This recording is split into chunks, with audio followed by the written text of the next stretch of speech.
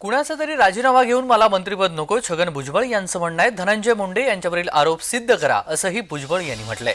धनंजय मुंडेंचा राजीनामा का मागताय असा सवाल छगन भुजबळ यांनी पत्रकार परिषदेमध्ये उपस्थित केला.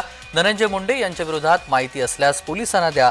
साफ म्हणून भुई धुपटण्यामध्ये अर्थ नाही. कुणाचीही बाजू घ्यायची नाही. चौकशी पूर्ण होऊ द्या, त्यानंतर तुम्ही राजीनाम्याची मागणी करा असं छगन भुजबळ यांनी म्हटलंय. हे बघा, मी एका ठिकाणी सांगितलेलं आहे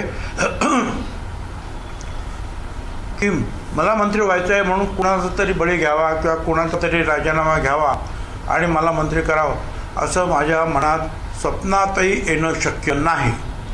हा पहिला भाग. दुसरा भाग, आपण जे सारखं मी आता ऐकतो आहे मीडियातून विशेषतः की धनंजय मुंडेचा राजीनामा घ्या, धनंजय मुंडेचा राजीनामा त्यांनी दिलाच पाहिजे. मला याच्यावर सांगायचं आहे की फडणवीसांनी स्पष्ट सांगितलेलं आहे की मी पूर्ण चौकशी करणार आणि चौकशी केल्यानंतर त्याच्यामध्ये जर कोणी काही दोषी जर सापडले आणि जे कोणी दोषी सापडतील, लहान मोठे, ते आका काय काका काय कोण जे काय असतील ते, त्या सगळ्यांवर कारवाई करू.